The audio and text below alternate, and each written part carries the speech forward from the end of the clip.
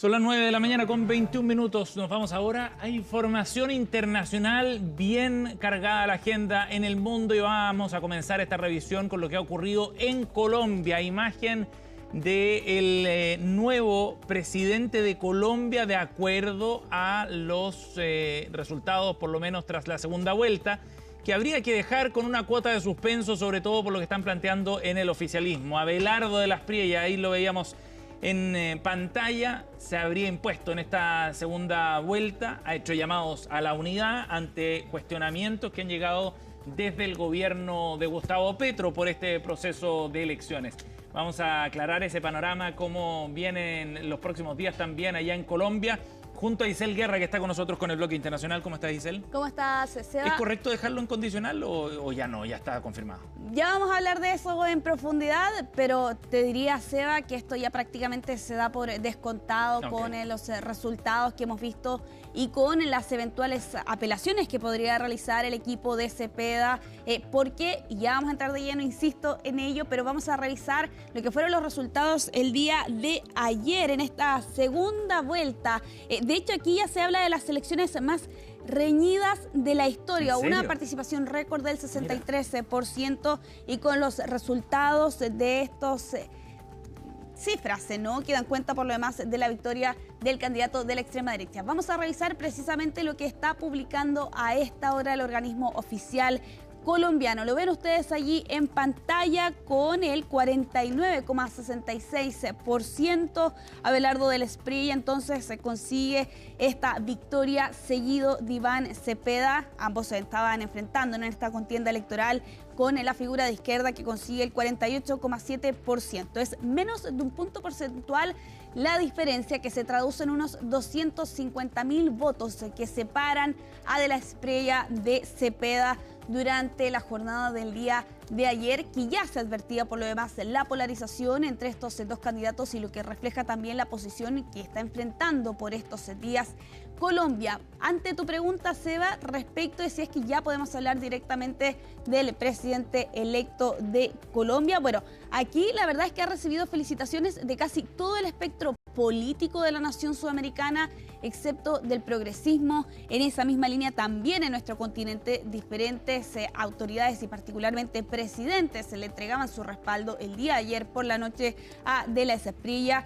Trump publicaba en Truth Social que ganaba a lo grande, incluso Marco Rubio, el secretario de Estado de Estados Unidos, lo llamaba y dijo que iban a poder trabajar estrechamente. En nuestro país también el presidente José Antonio Kast le celebraba su gran triunfo electoral, sumándose entonces a otros líderes de la región como Javier Milei, María Corina Machado, Daniel Noboa, el presidente de Ecuador. Recordemos que ha habido tensiones entre estas dos naciones vecinas, sobre todo en estos últimos meses, con el actual presidente Gustavo Petro. Bueno, precisamente entonces aquí Noboa señalaba, Colombia eligió el orden sobre la impunidad, parte de las declaraciones para felicitar entonces a quien se ha autoproclamado, o se ha autobautizado, ¿no?, como el Tigre, ¿no?, de 47 años del Movimiento Defensores de la Patria, con una candidatura avalada por el Movimiento de Salvación Nacional, totalmente sea un outsider, ¿no? Es un abogado, empresario, incluso tuvo una beta de cantante en algún momento,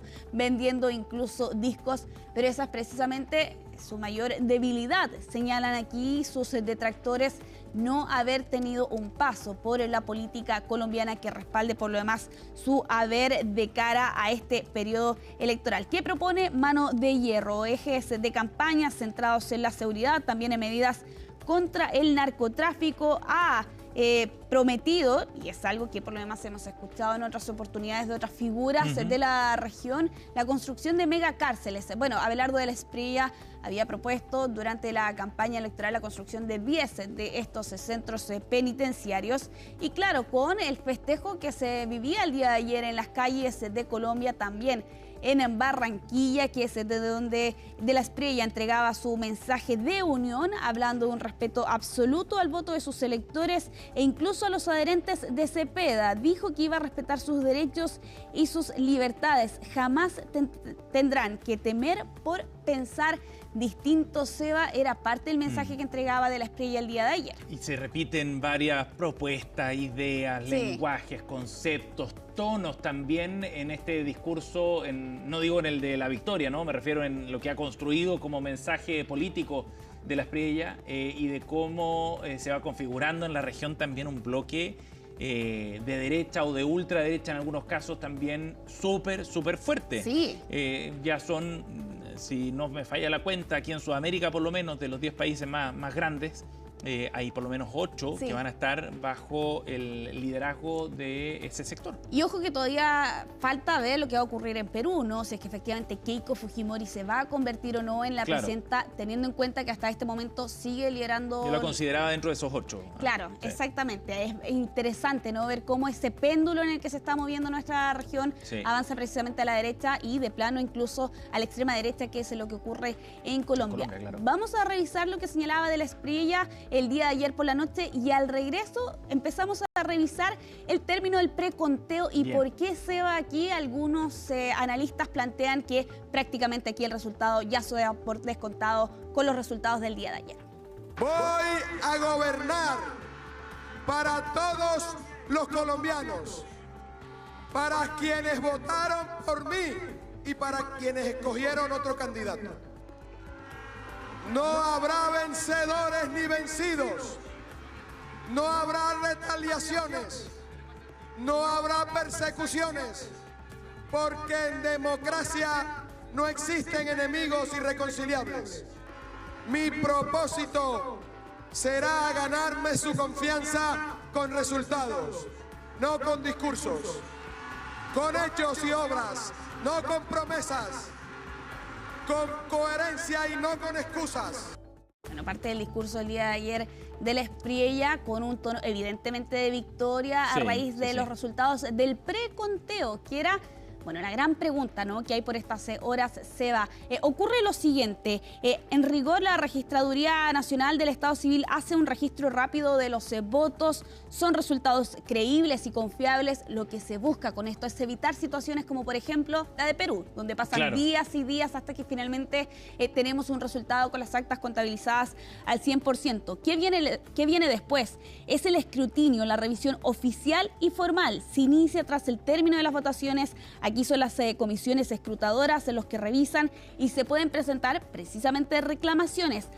Si hay diferencias, suelen ser pequeñas. ¿Y por qué hago este alcance? Bueno, precisamente porque Cepeda el día de ayer por la noche, ante los resultados del preconteo, señalaba que los reconocía, pero que estaba exigiendo el escrutinio definitivo e incluso planteaba que van a impugnar 33.000 mesas. Esto es Wow. el 27% de las 120.000 mesas electorales. Y aquí vamos a entrar en el detalle que señala el país por estas horas, entre la diferencia del preconteo y el escrutinio final. En primera vuelta, la diferencia entre el preconteo y el escrutinio fue del 0,06%.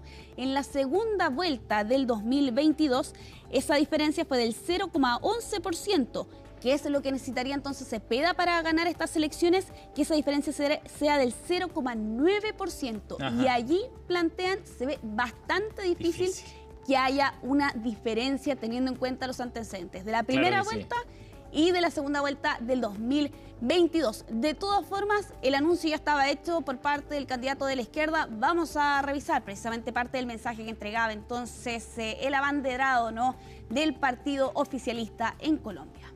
El preconteo que se ha realizado en la noche de hoy lo reconocemos como un dato que es aún no oficial ni vinculante. Conocemos su primer resultado, pero a renglón seguido debemos informar que nuestro grupo de testigos, decenas de miles, abogadas y abogados, están procediendo a impugnar 33.000 mesas en todo el país. Una vez se produzca el escrutinio y su resultado final, se hayan hecho las verificaciones correspondientes, reconoceremos el resultado oficial que emane de esa labor de escrutinio. Bueno, vamos a estar revisando por lo demás las actualizaciones que llegan desde Colombia durante esta jornada, pero lo cierto es que ha sido un inicio de semana bastante convulso en temas internacionales. Nos vamos hasta Reino Unido para ir cerrando esta revisión internacional, porque ya se había advertido durante el fin de semana, Seba, que esta situación podía ocurrir y finalmente es lo que ha pasado durante esta mañana. Keir Starmer ha anunciado su dimisión tras meses de presión y que incluso se había grabado sobre todo, ¿no?, durante estos últimos días, poniendo fin a las especulaciones que conocíamos el día de ayer, incluso cuando planteaban directamente que hoy presentaba su renuncia como líder del Partido Laborista y con ello como primer ministro de Reino Unido, convocando a elecciones primarias para el Partido Laborista para que precisamente sea su partido el que busque su sucesor. Declaraciones solemnes, emotivas, bastante breves a las puertas del 10 de Downing Street, la sede de gobierno, durante esta jornada. Starmer señalado: en cada decisión que he tomado he puesto al país que amo por delante. Mi partido se preguntaba si yo era la persona mejor situada para ser candidato a las próximas elecciones. He escuchado la respuesta de mi grupo parlamentario. Starmer entonces va a permanecer en el cargo hasta que haya un proceso ordenado de reemplazo. Lo cierto es que ya hay una fecha en el calendario, el 9 de julio se presentan las candidaturas. Si hay más de un candidato, bueno, vamos a ver un proceso alargarse durante todo el verano del hemisferio norte, pero de todas formas debería cerrarse antes de septiembre, que es la reapertura del Parlamento. Si solo hay un candidato, ya a mediados de julio podría haber un nuevo primer ministro en la nación europea, y todo esto con un favorito, ¿no?, del que hemos estado hablando ya desde la semana pasada, Seba, Andy Burnham, ex alcalde de Manchester, quien ya las cámaras lo estaban siguiendo hoy más temprano desde Manchester en su camino hasta Londres, porque se entiende entonces que él va a desafiar el liderazgo de Starmer y al menos hasta este momento pareciera ser el único nombre cerrado para enfrentarse a ese proceso. Oye, Isel, démosle un poco de contexto a esto. Estos cambios de liderazgos políticos no son tan infrecuentes en un sistema parlamentario, ¿no? Que permite esa flexibilidad. Es la gran gracia que tiene el sistema parlamentario, quizás, que puede darle flexibilidad a los gobiernos y acortar periodos, en fin. Pero de todas maneras se entiende como una crisis, ¿o no? Una crisis política, ¿sí? Sí, de hecho, bueno, hay una gran inestabilidad en los últimos 10 años. De hecho, el próximo primer ministro va a ser el 7º en la última década. Que además, ojo con la fecha, puede ser hasta simbólico, porque el día de mañana se cumplen 10 años del referéndum del Brexit. Y es precisamente desde esa época, tras el mandato, ¿no?, de David Cameron entre el 2010 y el 2016, que entramos en un periodo bastante volátil. Theresa May estuvo 3 años aproximadamente, Boris Johnson también un periodo similar, Liz Truss, que estuvo apenas unos días, Rishi Sunak, el último conservador, y claro, con Keir Starmer, que conseguía la gran victoria laborista con el regreso de los laboristas al 10 de Downing Street, pero que ha enfrentado una serie de escándalos, polémicas, incluso relacionados con nombramientos vinculados al ex pedófilo convicto Jeffrey Epstein, con malos resultados en las elecciones recientes y claro, con esa presión que estaba ebulliendo, ¿no?, durante estos últimos meses y que finalmente terminan con su salida siendo anunciada durante esta jornada. Vamos a estar atentos allí si es que hay un nuevo nombre que surge entonces en esta competencia, pero hasta el momento entonces Andy Burnham es el único. El ex ministro de Justicia ya ha señalado que no va a participar en este proceso. Isel Guerra con la información internacional. Tenemos más actualización, por supuesto, hacia adelante para ver lo que está ocurriendo con las negociaciones entre Estados Unidos y Sin ir más lejos. Otro tema muy importante. Nos vemos pronto. Gracias, que estés bien, Isel. Seba. Nos vemos. La temperatura a esta hora, 9 de la mañana con 35 minutos, llega a los 4 grados y 9 décimas acá en Santiago. Ya subió, se pegó un salto de cerca de 4 décimas respecto al reporte que habíamos visto hace un rato atrás. De todas maneras, sigue siendo una mañana bien fría. Tuvimos mínima bajo cero acá en la región metropolitana, hasta 2 grados bajo cero en la comuna de Pudahuel. La máxima hoy será de 15 grados, una jornada helada en la capital. Pausa y ya volvemos con más Voces del Poder. Al regreso, nuestros panelistas para analizar la contingencia.